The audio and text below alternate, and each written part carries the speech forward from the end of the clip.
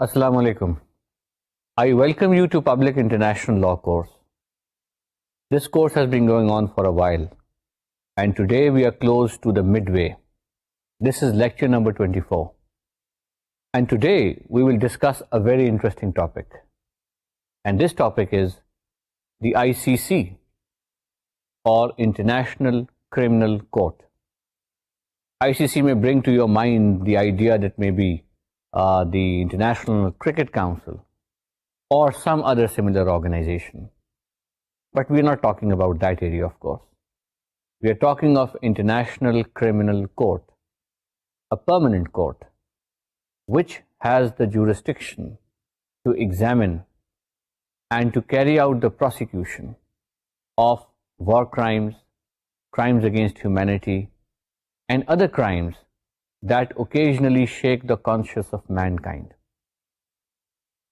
In fact, International Criminal Court is a high point in international law in its development, because there are allegations against international law.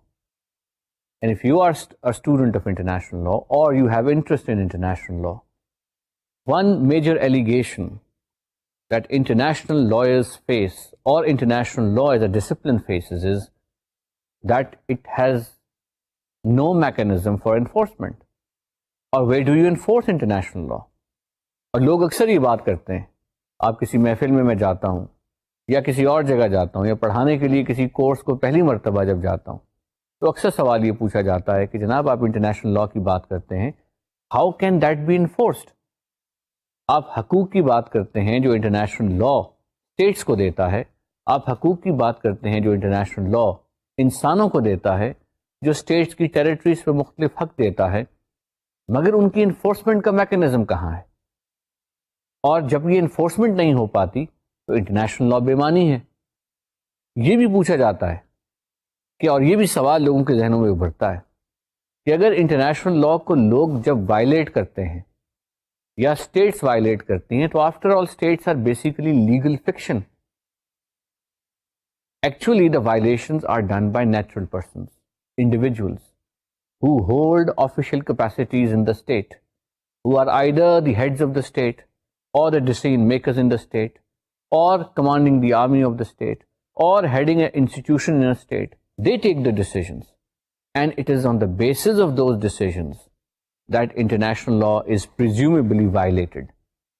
So the question is, can there be a punitive mechanism that if someone violates international law, can there be a venue where that person, that individual, that state for that matter, could be taken care of in terms of prosecution, in terms of making it responsible to pay some damages, in terms of making good the losses that have incurred on behalf of them. So in one sense, these questions are raised very often.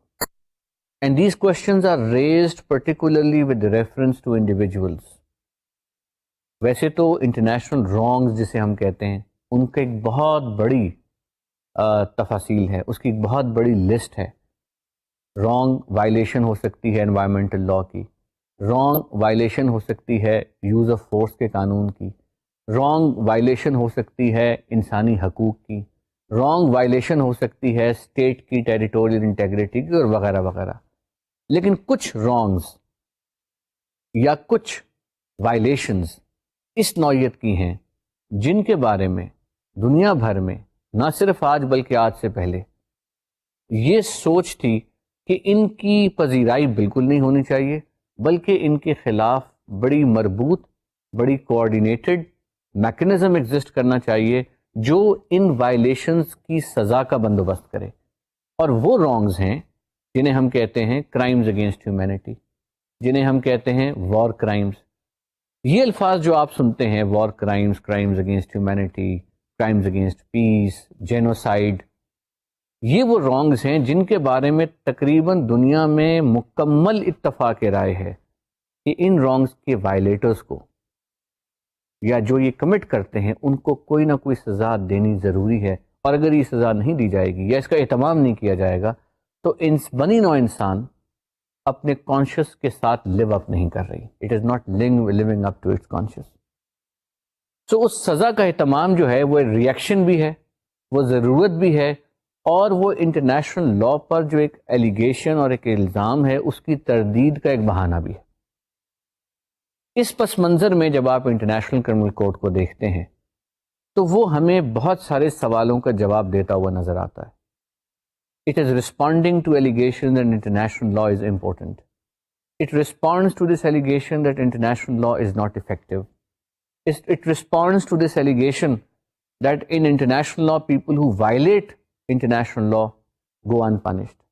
It responds to the allegations that people are protected by their sovereignty and the shield of their sovereignty endlessly, and they cannot be made accountable for international wrongs. سو ان سب کا جواب وہ دیتا ہے اور ان سب کے جواب کا ایک بڑا بھرپور انتظام کرتا ہے. آج کے لیکچر میں ہم اس انتظام کی تفصیل میں جائیں گے, اس کورٹ کی ورکنگ کی تفصیل میں جائیں گے اور دیکھیں گے how does that court function and what kind of redressal that court provides to all the concern. تھوڑا سا اور بیک گراؤنڈ دینا ضروری ہے.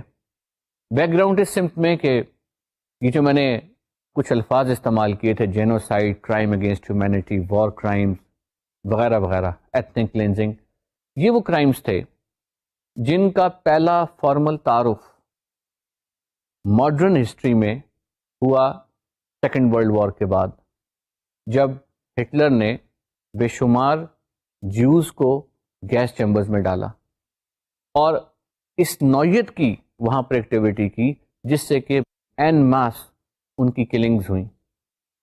پھر اس کے رسپانس میں نیورمبرگ ٹرائل ہوئے, ٹوکیو ٹرائلز ہوئے, اور وہاں پر ان کے جو فوجی حکام, جرمن فوجی حکام رسپانسبل تھے, ان کا ٹرائل کیا گیا, اور ان ٹرائل کی جو ججمنٹ سامنے آئیں ان ججمنٹس میں تفصیل سے ان کرائمز کے قانونی پہلوؤں کو اجاگر کیا گیا, ان کے ایلیمنٹس آف کرائم کے بارے میں ڈسکشن ہوئی, اور یہ طے پایا گیا کہ ان کرائمز کی جورسڈکشن یونیورسل کیریکٹر کی ہے. یعنی کچھ کرائمز ایسے ہیں کہ وہ جہاں پر بھی ہوں, جو بھی کرے آپ اس شخص کو گرفتار کر سکتے ہیں, وہ ملک اس انسان کو گرفتار کر سکتا ہے.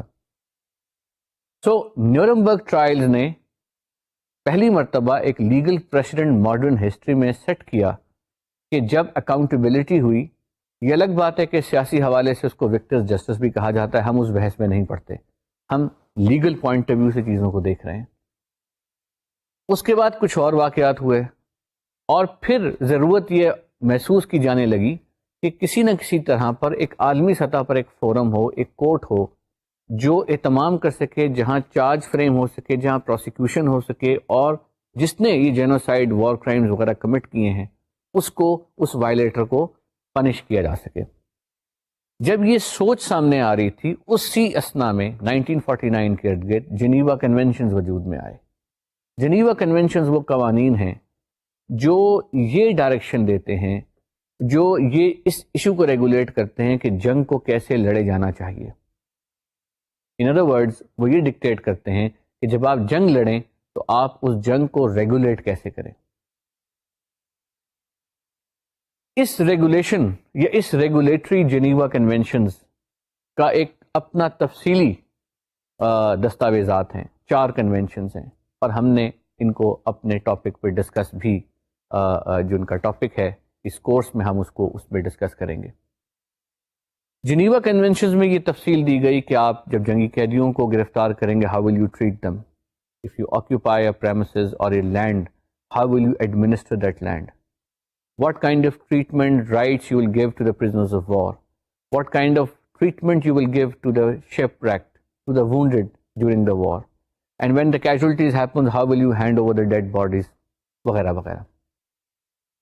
تو جنیوا کنونشنز جہاں وار کا ریگولیٹری فریم ورک ہے, وہاں پر ان کی وائلیشنز جو ہیں, کچھ چیزوں کی اس میں ممانعت بھی کی گئی جنیوا کنونشنز میں, اور جن چیزوں کی ممانعت کی گئی ان کو گریو بریچز آف جنیوا کنونشنز کے طور پہ جانا جانے لگا, کہ کچھ چیزیں ایسی ہیں جو کبھی بھی نہیں کی جائیں گی. یعنی کہ این بلاک, سول پاپولیشن کو مار دینا, این بلاک کوئی ایسا کیمیکل استعمال کرنا جسے سویلین پاپولیشن جو نہتی ہے وہ تمام کے تمام پورا گاؤں جو ہے نیست و نابود ہو جائے. یہ فار ایگزامپل, ایک ایگزامپل دے رہا ہوں, یہ گریو بریچ آف جنیوا کنونشن ہے. اسی طرح کی اور بریچز ہیں. مگر جنیوا کنونشن جس کو دنیا کے تقریباً تمام ممالک نے ریٹیفائی کیا did not possess in its own self an implementing mechanism. So in other words, if there was a violation of Geneva Convention, there was no basis or there was no venue to take the violator for prosecution. تو ہوتا کیا تھا, Geneva convention اگر violation کرنے کی allegation ہے تو پھر وہ فوجی یا وہ کمبیٹنٹ جس ملک کو ریپرزینٹ کرتا تھا, جس ملک میں تھا, اس ملک کے قوانین کے تحت اس کمبیٹنٹ پر یا اس فوجی پر مقدمہ چلایا جاتا تھا, نارملی کورٹ مارشل کے انداز میں.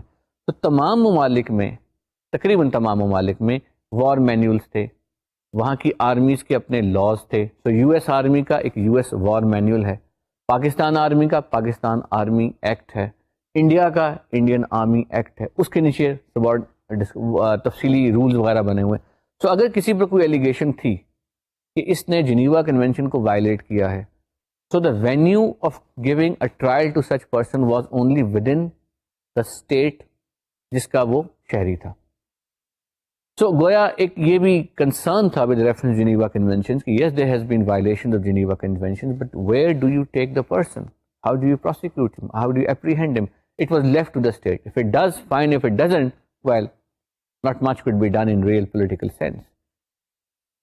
So جب یہ ڈبیٹ چل رہی تھی کہ in the meanwhile there should be a permanent venue at an international level which should be over and above the states where you could try people who violate Geneva convention اور commit such torture, such genocide which is contrary to the conscience of mankind. مگر اس میں بے شمار سوال بھی اٹھ رہے تھے کہ how will such a forum work, اس کی جورسڈکشن کیا ہوگی, how will states surrender their sovereignty over their nationals, on what legal basis all this will be done. So those debates were ongoing. Early 90s میں Yugoslavia اور Bosnia کی situation ہمارے سامنے آئی جہاں قتل و غارت ایک باقاعدہ اہتمام سے کیا گیا اور مسلمانوں کا خون بہایا گیا. اس کے لیے سیکیورٹی کاؤنسل نے ایک ریزولوشن پاس کی, غالباً 808 ریزولوشن, اور اس ریزولوشن میں انہوں نے ایک ٹرائیبیونل اسٹیبلش کیا, war crimes tribunal for Yugoslavia اور بوسنیا. اور اس ٹرائیبیونل کا مقصد یہ تھا کہ جو وہاں پر وار کرائمز ہوئے ہیں اور جنہوں نے کیے ہیں ان کی پروسیکیوشن کا فارمل اہتمام کیا جائے. اب یہ پہلا وار کرائمز ٹرائیبیونل تھا جو فارمل سینس میں عالمی سطح پر ملٹی لیٹرل لیول پر بنایا گیا. چونکہ بننے کے لیے کوئی اور پرماننٹ فورم تو تھا نہیں, لہٰذا ایک یو این سیکیورٹی کاؤنسل کی ریزولوشن پاس ہوئی. اس ریزولوشن کے اینیکس میں تفصیل میں اس ٹرائیبیونل کی فنکشنز, جورسڈکشنز, بجٹ, اپوائنٹمنٹس, آفیشل, ان سب کا تفاصیل آ گئیں, اور یوں یہ ایک ون ایونٹ بیسڈ ٹرائیبیونل کے طور پہ سامنے آیا. پھر اسی طرح روانڈا کی کلنگز ہوئیں. جب روانڈا کی کلنگز ہوئیں اور اب روانڈا کے ایک نسلی گروپ نے دوسرے نسلی گروپ کو, اور جس میں اسٹیٹ ایکٹرز بھی انوالو تھے, بہت بڑے اسکیل پر وہاں کلنگز ہوئیں, تو پھر ایک دم یہ ضرورت محسوس کی گئی کہ we need a separate court for the trial of the war crimes in Rwanda. تو یو این سیکیورٹی کاؤنسل نے ایک اور ریزولوشن پاس کیا اور پھر روانڈا کا وار کرائمز ٹرائیبیونل بنا, اور وہ یہ دونوں ٹرائیبیونلز جو ہیں وہ کام کر رہے ہیں. پاکستان کی ایک جج جسٹس خالدہ جو این ڈبلیو ایف پی کی جج آف دی ہائی کورٹ تھیں, N W F P high court کی جج تھیں, وہ روانڈا وار کرائمز ٹرائیبیونل میں ایڈ ہاک جج بھی ہیں. پاکستان کے ایک اور جج جو ہیں وہ اس ٹرائل سے وابستہ ہیں. تو روانڈا کا وار کرائمز ٹرائیبیونل فنکشن کر رہا تھا. ان دونوں واقعات نے ایک مرتبہ پھر اس ڈیبیٹ کو ایکسلریٹ کیا, جو ڈیبیٹ موسٹ مومنٹم کو ڈیولپ کر رہی تھی کہ there must be a permanent venue, کہ جب بھی ایسے واقعات ہوں, اول تو ایسے واقعات ہونے نہیں چاہیے. دنیا میں کوئی ملک, کوئی سیاسی تحریک اور کوئی بھی اینٹی جو ہے وہ جسٹیفائی نہیں کر سکتی کہ وہ باقاعدہ اس نوعیت کا ظلم و ستم کرے, اتنے بھرپور طریقے سے وہ کرے کہ وہ لوگوں کی, نسلوں کی, شہروں کی, آبادیوں کی اس بری طرح سے ان کی کلنگ میں ملوث ہو جائے. مگر اگر ایسا ہو خدا نخواستہ تو پھر کوئی نہ کوئی وینیو ہو جو اس کا سدباب کر سکے. سو انٹرنیشنل لاء کمیشن نے اس پہ کام کیا. انٹرنیشنل لاء کمیشن جورسٹ کا یا انٹرنیشنل لائرس کا سب سے معتبر ترین وینیو ہے انٹرنیشنلی. اور اس نے پھر ایک ڈرافٹ ریز کیا. اس ڈرافٹ کو ڈبیٹ کیا گیا اور اس ڈرافٹ کو اسٹیٹ پارٹیز نے ڈبیٹ کرنے کے بعد اس کو اڈاپٹ کیا. چونکہ یہ ڈبیٹ روم میں ہوئی تو اس کا نام روم اسٹیچوٹ بھی پڑ گیا، مگر وہ بیسیکلی انٹرنیشنل کرمنل کورٹ کو اسٹیبلش کرنے کی ٹریٹی ہے. روم اسٹیچوٹ یا آئی سی سی کی جو ٹریٹی ہے یہ بیسیکلی ایک ملٹی لیٹرل ٹریٹی ہے، یعنی تمام ملکوں نے فیصلہ کرنے کے بعد اس ٹریٹی کو اپروو کیا اور اس کو پھر اوپن فار سگنیچرز کیا. اس ٹریٹی میں ریکوائرمنٹ یہ تھی، آپ کو یاد ہوگا میں نے ٹریٹیز کے سیکشن میں یہ بتایا تھا کہ مختلف کیٹیگریز کی ٹریٹیز ہوتی ہیں. وہ ٹریٹیز جو قوانین کو جنم دیتی ہیں، وہ ٹریٹیز جو ایک آن گوئنگ کسٹم کو ڈاکیومنٹ کرتی ہیں، اور وہ ٹریٹیز جو کسی ادارے کو وجود میں لاتی ہیں. This is that treaty which creates a new entity in international law, and that entity is in the nature of a permanent court for trying the war crimes. So it is a constituent instrument treaty which also has some law-making elements to it, but predominantly it creates the court, it regulates its jurisdictions and makes it permanent. Rome Statute کو open for signatures کیا گیا، یعنی تمام status کو مدعو کیا گیا کہ اب وہ اس کو ریٹیفائی کریں. اور روم اسٹیچوٹ میں لکھا ہوا ہے کہ جب 60 اسٹیٹس اس کو ریٹیفائی کر لیں گی تو پھر یہ انٹر انٹو فورس ہو جائے گا، یعنی the court will come into force. Enter into force کا مطلب ہے کہ جب آپ نے 60 اسٹیٹس نے اس کو ریٹیفائی کر لیا the court will then come to existence, or it will enter into force. The court came into existence once the 60th state ratified it. So after ratification, the court has now begun to function. It has the panel of judges, it has a detailed appeal chamber, it has the office of the prosecutor, and it is examining several complaints which have been filed before the International Criminal Court.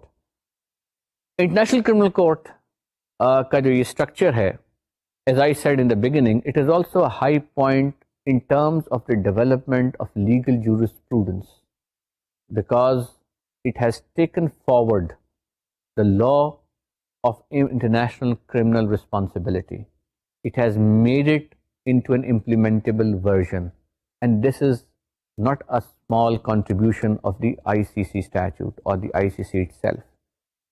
Now we will take you through some of the specific provisions of the ICC جو میرے سامنے ہوں گی, اور ہم ان provisions کے حوالے سے ایگزامن کریں گے اور اس کورٹ کے مختلف ایلیمنٹس کا جائزہ لیں گے. دو طریقے ہیں اس ڈسکشن کے. پہلا طریقہ تو یہ ہے کہ ہم آپ کو صرف جو سبجیکٹس ہیں یا جو کانٹیکسٹ ہے اس کے حوالے سے اس کے امپورٹنٹ فیچرز کو آئیڈینٹیفائی کر دیں, اور دوسرا طریقہ یہ ہے کہ جو اس کے آرٹیکلز ہیں ہم ان میں سے چند آرٹیکلز کو آئیڈینٹیفائی کریں اور ان کی روشنی میں آئی سی سی اس کی جورسڈکشن کو سمجھیں. My approach is to take you through some of the selective articles, and as we go through these articles, we will make ourselves more clear about the nature of the jurisdiction of the ICC. میں 2 یا 3 باتیں before I commence discussion on the articles بتانا چاہوں گا جو اس کے بڑے اہم legal features ہیں.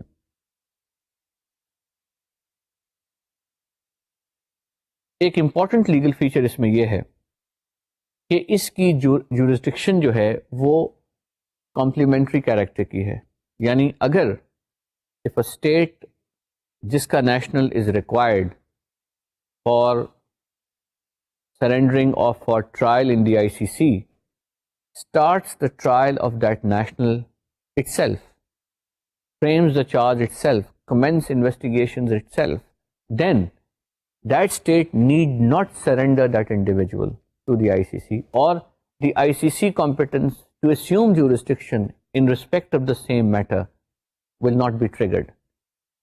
So if that state has begun to commence investigation itself in respect of the incidents, in respect of the person on whom it has the jurisdiction, then the ICC will have no jurisdiction.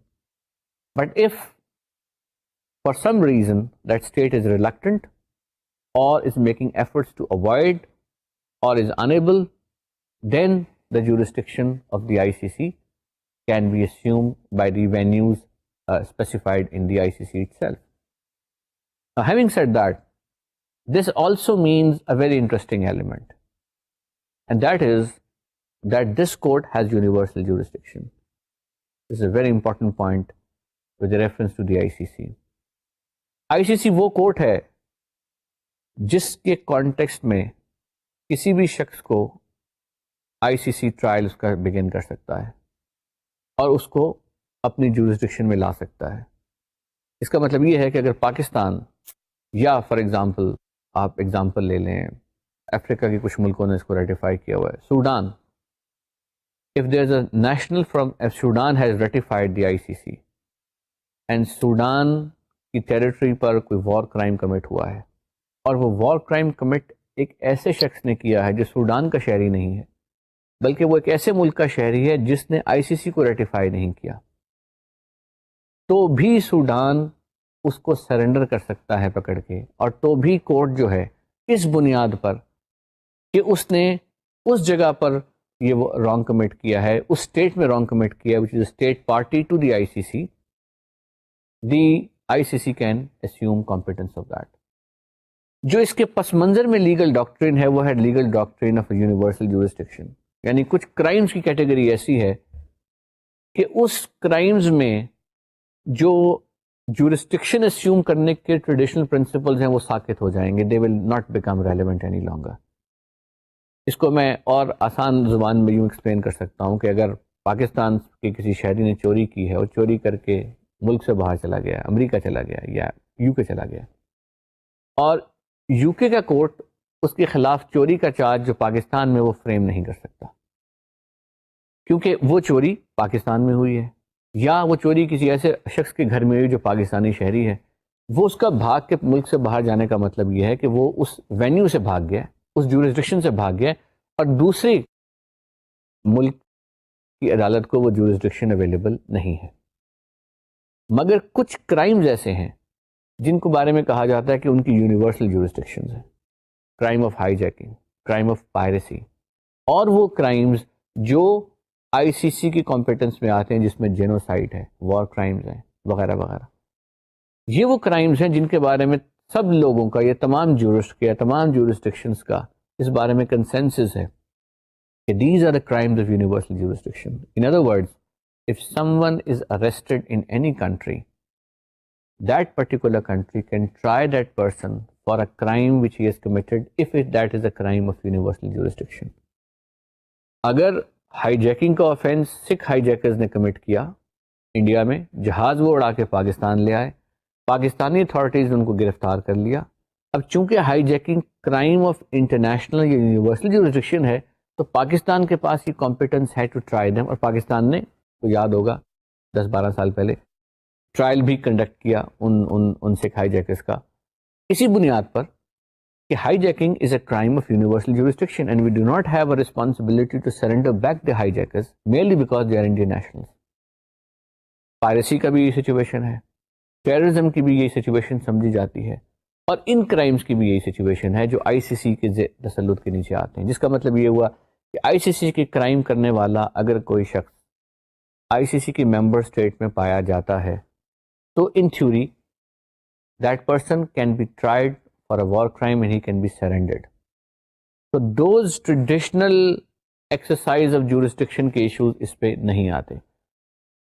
Us provision یا اس doctrine کی application on ICC کی وجہ سے بے شمار ممالک اس کو ریٹیفائی کرنے سے پہلے سوچتے ہیں اس کی امپلیکیشنز کے بارے میں, مگر یہ بھی سوچنا چاہیے کہ اگر کوئی شخص, کوئی فوجی, کوئی لا انفورسمنٹ ایجنسی کا آدمی کسی ایسے ملک میں کام کر رہا ہے جہاں پر کہ ICC کو ریٹیفائی کیا ہوا ہے, تو then that person is also expose to the possibility of prosecution in the event he is found involved in a crime of this particular law. But anyway, these are the issues which can be debated further if any country wants to consider ratification of the ICC. تو یہ چند اہم نکات ہیں جو اس ICC کے statute میں یا انٹرنیشنل کرمنل کورٹ کے کانٹیکسٹ میں ضروری ہیں to understand and to explain. Now, as I said, we come to some of the important provisions of the ICC statute. میرے سامنے ICC statute ہے اور اس میں شروع میں پریمبل ہے, اور پریمبل کے بعد جو امپورٹنٹ پروویژن ہے وہ ہے آرٹیکل 1, اور اس آرٹیکل کو ہم تھوڑا غور سے پڑھتے ہیں. An international criminal court is hereby established. It shall be a permanent institution and shall have the power to exercise its jurisdiction over persons for the most serious crimes of international concern as referred to in this statute, and shall be complementary to national criminal jurisdictions. The jurisdiction and functioning of the court shall be governed by the provisions of this statute. اب غور کیجئے over persons کے الفاظ پہ کہ اس کو competence ہے over persons. Persons کی تفصیلی ڈیفینیشن ہمارے پاس نہیں ہے, تو گویا تمام لوگوں پر, وہ تمام لوگ جیسا میں عرض کر رہا تھا کہ آل پیپل, آل پرسنس پر اس کو کمپیٹنس ہے, ان کرائمز پر جن کا ذکر اسٹیچو میں کیا گیا, اور it is complementary to national criminal jurisdiction. So یہ 2-3 فنڈامنٹل ایشوز کی نشاندہی جو ہے وہ آرٹیکل 1 میں کی جاتی ہے. آرٹیکل 2 جو ہے وہ relation ship of ICC with United nations کے بارے میں ایک انڈیکیشن ہے. یونائٹیڈ نیشنز سب سے بڑی اور one of the largest international organisations ہے. اس کا اور ICC کا بادی نظر میں کوئی قانونی رابطہ ایس سچ نہیں ہے, because ICC is a product of its own charter which is the ICC statute جو میرے سامنے ہے. United nations is a product of the UN charter جو ایک completely stand alone separate treaty ہے. مگر بعض اوقات یہ ہوتا ہے, بلکہ اکثر یہ ہوتا ہے کہ United nations enters into an agreement with such international organizations which render assistance in the advancement of the purposes and the objects of the UN. تو آرٹیکل 2 یہ کہتا ہے کہ یونائٹیڈ نیشنز کے ساتھ جو رابطہ ہے یا جو انگیجمنٹ ہے وہ ریلیشن شپ ایگریمنٹ میں کی جائے گی, جو کہ انٹر انٹو سیپریٹلی ہوگا. آرٹیکل 3 جو ہے وہ سیٹ آف دا کورٹ کی بات کرتا ہے, اور اس کو وہ کہتا ہے کہ ہیگ میں ہوگی. سو ہیگ میں ICC کی پرماننٹ سیٹ ہے, یعنی کورٹ اگر آپ اس کا ٹینجیبل پریزنس پوچھنا چاہیں کہاں ہے, وہ ہیگ میں ہے. Article 5 is one of the important articles because it highlights the offences which will be tried by the ICC itself.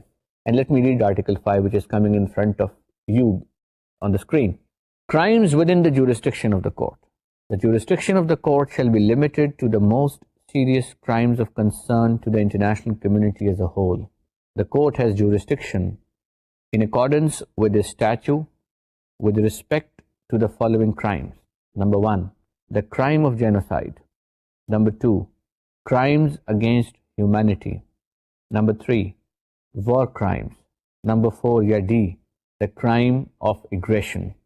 Subpara 2, the court shall exercise jurisdiction over the crime of aggression once a provision is adopted in accordance with Articles 121 and 123 defining the crime and setting out the conditions under which the court shall exercise jurisdiction with respect to this crime.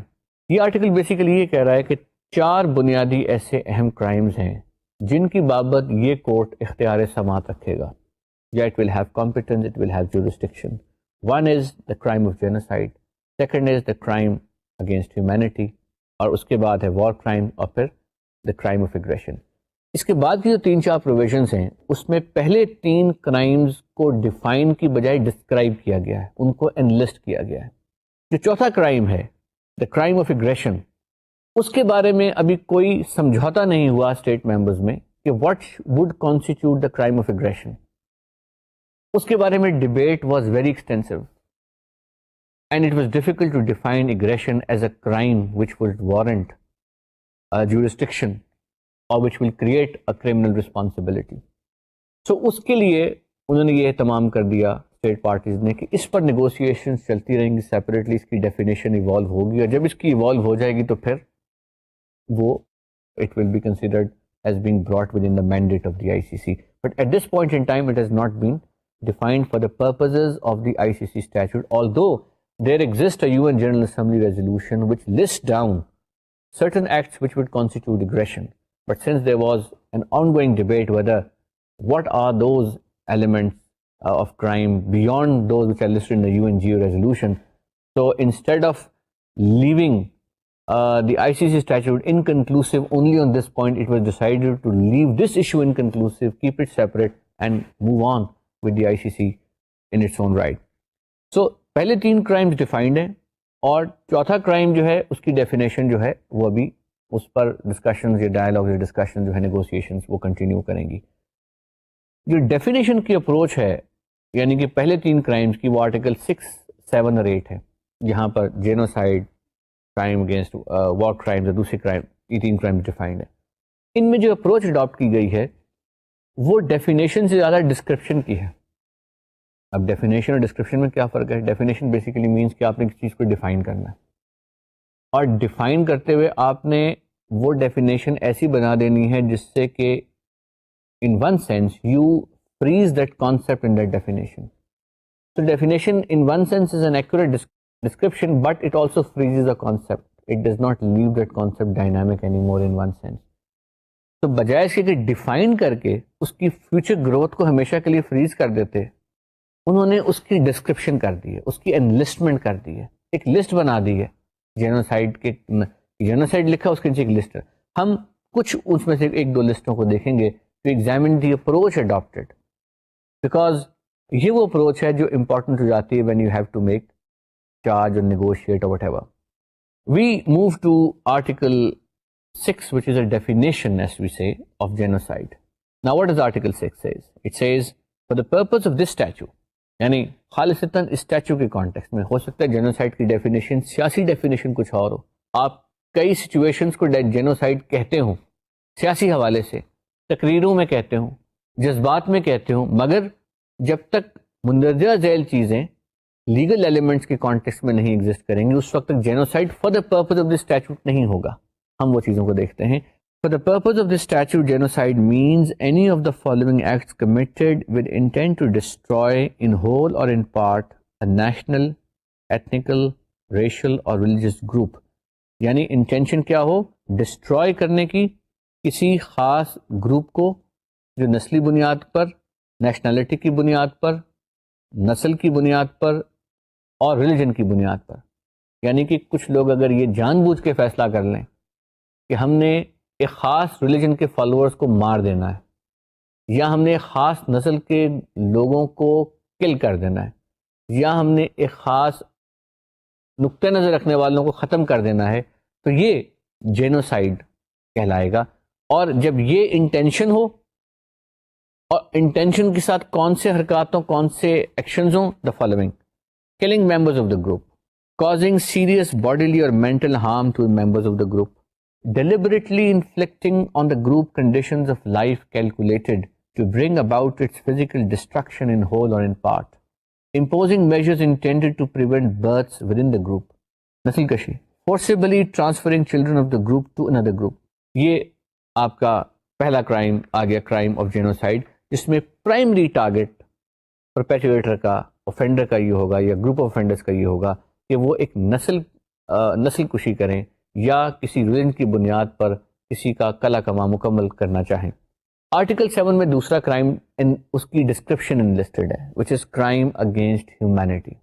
For the purpose of this statute, crime against humanity, again as I said, for the purpose of this statute, یعنی کہ میں اکثر تقاریر میں لوگوں کی سنتا ہوں, comments we hear on television, discussions we hear, people talking generally, we hear lectures being given, we hear writings of political analysts and experts. So for them, every killing is termed as, in emotions, it's a crime against humanity, it's genocide. But for the purpose of this statute, that may be a perception from a political point of view, from a international relations point of view, from a legal point of view, from the ICC point of view. Crime against humanity means any of the following acts when committed as part of a widespread or systematic attack directed against any civilian population with knowledge of the attack. کہ کسی بھی civilian population کا, اب وہ تخصیص ختم ہو گئی کہ نسل کی بنیاد وہ پہلے والے کرائم میں تھی, ریلیجن کی بنیاد, نیشنلٹی کی بنیاد وغیرہ وغیرہ. یہاں کیا ہے کہ ایک group of population, civilian population ہے, اس کو اگر کوئی حملہ آور ہوتا ہے اور اس حملے میں وہ کیا عمل کمٹ کرتا ہے, these are the following acts: murder, extermination, enslavement, deportation or forcible transfer of population, population میں سے کچھ لوگوں کو زبردستی ٹرانسفر کرے. امپریزنمنٹ اور other severe deprivation of physical Liberty.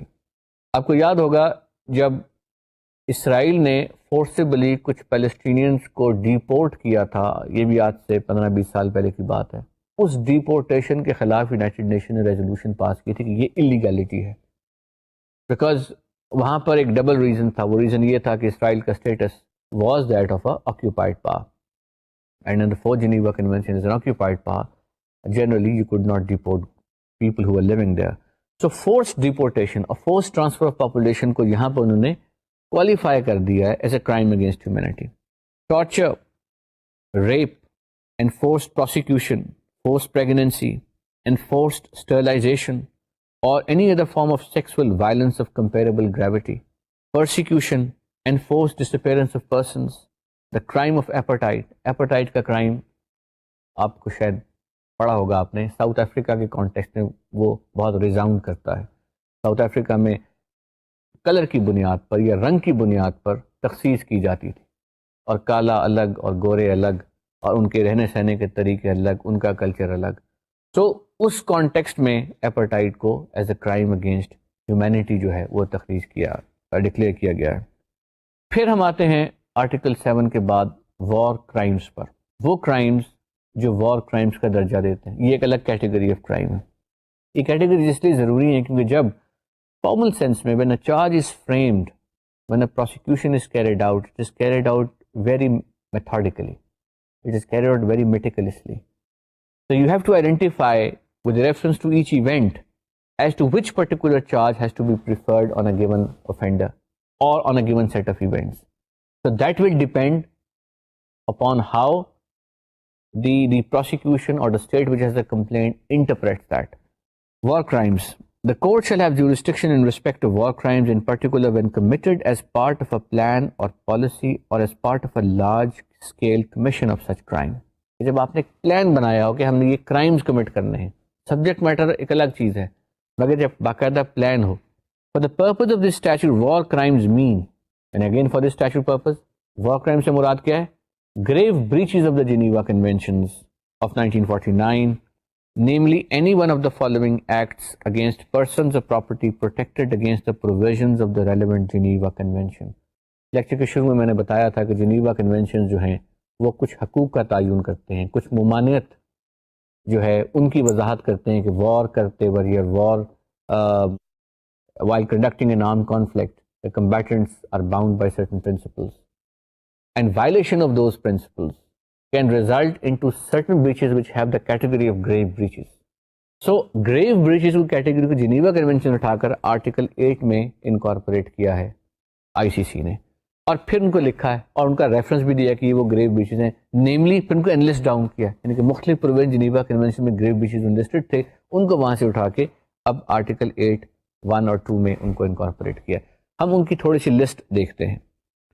War crimes means willful killing, torture or inhuman treatment including biological experiments, willfully causing great suffering or serious injury to body or health, extensive destruction and appropriation of property not justified by military necessity and carried out unlawfully and wantonly, compelling a prisoner of war or other protected person to serve in the forces of a hostile power, willfully depriving a prisoner of war or other protected person of the rights of fair and regular trial, unlawful deportation or transfer or unlawful confinement, taking of hostages. اس کے بعد یہ ایک category of war crimes ہے. اب دوسری category پر آتے ہیں. یہ وہ کیٹیگری ہے جو کہتی ہے other serious violations of the laws and customs applicable in international arm conflict, namely any of the following acts. اور پھر وہ ایک انلسٹمنٹ شروع ہو جاتی ہے کہ آپ intentional directing attacks against civilian objects وغیرہ. میں اس لسٹ کی تفصیل میں نہیں جاتا. یہ لسٹ جو ہے تقریباً 26 آئٹمس پر مبنی ہے, یعنی تقریباً 26 ایسے ایکشنز ہیں جن کی انلسٹمنٹ دی گئی ہے کہ ان ایکشنز کو جب کمٹ کیا جائے گا تو دے will constitute offenses of war crimes in terms of the ICC statute, and a charge could individually be framed. I can give you just as an indicative or as an example of some of those provisions. attacking or bombarding by whatever means towns, villages, dwellings or buildings which are undefended and which are not military objectives. The transfer indirectly or directly by the occupying power of parts of its own civilian population. Declaring that no quarter will be given. Destroying or seizing the enemy's property unless such destruction or seizure be imperatively demanded by the necessities of war. Compelling the nationals of the hostile party to take part in the operations of war directed against their own country. Employing poison or poisoned weapons. Employing poisonous or the gases and all other analogous liquids, materials or devices. Committing outrages upon personal dignity, in particular humiliating and degrading treatment. جب میں نے یہ پڑھا تو آپ کے ذہن میں ابو غریب پریزن کے واقعات آنے چاہیے. ابو غریب پریزن کے واقعات کے حوالے سے یہ الفاظ committing outrages upon personal dignity, in particular humiliating and degrading treatment کئی بار استعمال ہوئے. اور جنیوا کنونشن کے کانٹیکسٹ میں امریکی فورسز کو رسپانسبل قرار دیا گیا کہ یہ وہ ٹریٹمنٹ ہے جو ڈیگریڈنگ ہے, جو وار کرائمز کی ڈیفینیشن میں آتا ہے, لہٰذا ان آفیسرز کے خلاف چارجز فریم ہونے چاہیے. لیکن چونکہ America is not a party to the ICC, so ICC could not exercise jurisdiction. But apparently, because of public pressure, despite that, there were certain court martials conducted in the US under the US war manuals to force people who had committed or alleged to have committed those things accountable for their wrongs. Intentionally using starvation of civilians as a matter of warfare وغیرہ وغیرہ. یہ تقریباً 26 items ہیں. یہ جب اگر آپ آئی C سی کی ویب سائٹ پہ جائیں اور آرٹیکل 8 کو ڈاؤن لوڈ کریں تو یہ سب چیزیں آپ کے سامنے آ جائیں گی. یہ ہیں وہ کیٹیگریز آف آئٹمس جو انٹرنیشنل آرمڈ کانفلکٹ کے کانٹیکسٹ میں ہیں. اب ایک اور کیٹیگری آف کانفلکٹ جو ہے جسے ہم کہتے ہیں نان انٹرنیشنل آرمڈ کانفلکٹ, یعنی جو دو اسٹیٹس کے مابین نہیں ہوتا مگر کسی اسٹیٹ کے اندر ہی ہوتا ہے. تو ایک لیگل اسٹیٹس ہے انٹرنیشنل آرمڈ کانفلکٹ جو which is between two states. The other legal description of a conflict is non-international armed conflict, which is within the state between two warring factions or a descendant group or whatever. And then there are legal parameters which tell you that when a mere strife, when a mere resistance converts itself into a legal status of a non-international armed conflict, and then this provision of law will become applicable. So in a situation of a non-international armed conflict, for example, Pakistan ke argument against India in the context of occupied Kashmir has been that is that not a situation of non-international armed conflict, and therefore the Indian nationals have responsibility, or Indian army has responsibility, criminal responsibility for the killings, for the violations of human rights or humanitarian law violation. In terms of non-international armed conflict, again there is a separate list of actions which will constitute crime. And they are violence to life and person, when it is committed against those persons who are not part of hostilities, taking of hostages, وغیرہ وغیرہ. Other important violations جو non-international armed conflict میں applicable ہو جاتی ہیں, وہ بھی ان کی بھی ایک لمبی تفصیل ہے, 12-13 تقریباً وہ ہیں میرے سامنے. اگر میں وہ پڑھوں تو اس میں کافی ٹائم لگ جائے گا. But as I said, again it is an enlistment of specific acts. So if there is a case that you want to research in terms of the ICC statute, you have to make sure that the elements of the crime are fully met. The mere stating that it has happened is one thing, but identifying the legal elements of the crime which are listed there will become the real legal exercise involved.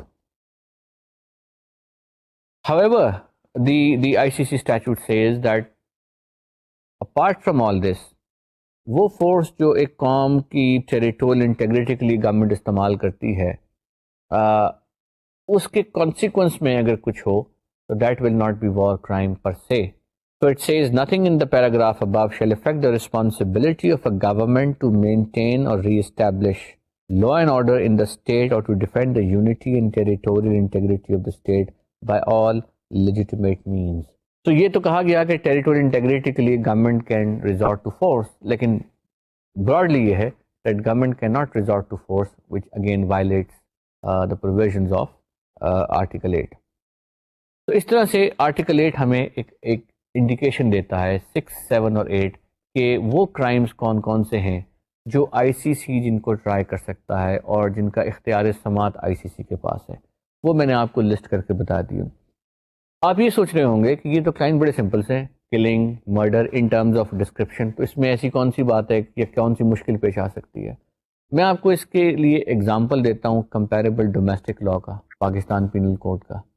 Pakistan penal code میں بھی اسی طرح ایک wrong جو ہے وہ مختلف descriptions میں آ سکتا ہے یا کنفیوژن ہو سکتی ہے کہ جس کو مرڈر ہے، کلپیبل ہومیسائڈ ہے وغیرہ وغیرہ. تو مختلف کیٹیگریز ہیں اور آپ کو یا پروسیکیوٹر کو یا ریسرچر کو ہر کیٹیگری کو بڑے غور سے دیکھنا ہے ٹو ایگزامن کہ اس میں کون کون سے آئٹمز اس کی فارمولیشن میں ایگزسٹ کرتے ہیں اور whether the facts on the ground match meticulously to those items or not. And that is one big assignment which the prosecutor has to undertake. The prosecutor which is established in the ICC, and that prosecutor has to examine very carefully when it receives complaints, when it receives references from the UN Security Council, when the states apply to the prosecutor chamber, or it can assume jurisdiction itself, but it has to very mathematically weigh whether the facts which it is investigating are matching with the descriptions meticulously or not. Having said that, I would now like to take you to some of the few more important provisions of the Rome Statute, which identify the nature of or shall we say the novel nature of international law as it has been incorporated in a treaty, and also how it has documented some recognized principles such as retrospectivity, for example. Article 25 آپ کے سامنے screen پر آ رہا ہوگا. Article 25 talks about individual criminal responsibility. اور وہ کہتا ہے the court shall have jurisdiction over natural persons pursuant to this statute. تو کورٹ کیا کہہ رہا ہے کہ صرف نیچرل پرسنز پر اختیار سماعت ہوگا. Because as I said in the beginning in general terms, state is after all a legal fiction. Responsibility rests with individuals for taking decisions which result inadvertently or intentionally into war crimes, crimes against humanity or genocide. تو natural persons پر اس کی court کی jurisdiction ہے. اسی طرح one may refer to Article 27 which talks about irrelevance of official capacity. یعنی the mere fact that somebody who is to be tried or who is to be investigated has an official capacity in his state, and that official capacity enjoys immunity under the laws of that state, will not make that person immune to the jurisdiction of the ICC. For example, مختلف ملکوں میں یا تقریباً تمام ممالک میں جو constitution ہے وہ امیونٹی ایکسٹینڈ کرتا ہے آفس آف دا پریزیڈنٹ کو، جج کے کسی آفس کو، کسی اور اہم عہدے کو جو امیونٹی ہوتی ہے because of the nature of performance has to function. I C C کہتا ہے کہ وہ امیونٹی جو لوکل لا کے نیچے اویلیبل ہے وہ اس شخص کو جس کے خلاف کوئی الزامات ہیں وہ امیونٹی اویلیبل نہیں ہوگی. اسی طرح ایک اور چیز کو ایمفسائز کرتا ہے آئی سی سی کا آرٹیکل 30 جو ہے کہ جسے ہم کہتے ہیں مینزریا یا مینٹل انٹینشن ہونی چاہیے ٹو کمٹ اے کرائم، اس کا پروف ہونا بھی ضروری ہے. One can also refer to provision of Article 58 جو mechanism of warrant of arrest کو regulate کرتا ہے. And then one can go on discussing few more how that can be done or how that can be executed. But there is one important provision that I would like to point out to you, which is Article 98. Article 98 یہ کہتا ہے کہ ممالک کو یہ competence ہے کہ وہ آپس میں کوئی معاہدے کر لیں اور ان معاہدوں کی وجہ سے اگر کوئی ممبر اسٹیٹ جو آئی سی سی کی ہے وہ کسی فارن نیشنلس کو سرنڈر کرنا چاہتی ہے to I C C and that other state is not a party to I C C, تو پہلے اس ادر اسٹیٹ کی کنسنٹ لینی ضروری ہوگی. امریکہ نے اس طرح کے کئی معاہدے آرٹیکل 98 کی کانسیکوینس میں مختلف ممالک کے ساتھ کیے ہوئے ہیں. In other words, before surrendering any national, US national, there will be a need to obtain consent from the US government. There is a legal space available for entering into these kinds of provisions under the ICC itself. ICC is presided over by a number of judges. And these judges, and the president of the International Criminal Court is Judge Philip Kirsch, a Canadian diplomat. Judge Philip Kirsch was in Pakistan about a year back, and he visited Pakistan, Lahore and Islamabad. He met the authorities here, and he went back after taking a very good impression کہ یہاں پر جو ہے international law میں اور آئی C سی کی context میں کافی کام ہو رہا ہے. Pakistan has not taken a decision to ratify the ICC. Whether Pakistan does take a decision or it doesn't, it's a political choice which will be exercised as and when the time comes. But I hope that this lecture would have given you an overview of the International Criminal Court, the background, the way it functions generally, what are the nature of the crimes involved, and how do we move forward from here. I do not have the time to carry you through some other important provisions of the ICC, but I think it would have given you sufficient landscape knowledge to study the ICC statute yourself and develop greater clarity on its concept. But as I said, lectures of this nature give that basic understanding to then dive deep into the text, and that text can then speak back to you. If I were to go through the entire text, it will take probably an entire day. So I'll stop here, and I hope that this lecture would be making your concept on ICC more clear, and of course hoping that it will also build your confidence regarding the enforcement potential of international law, that it is capable of enforcement, it is capable of accountability, and it is capable of ensuring punishments. Thank you very much.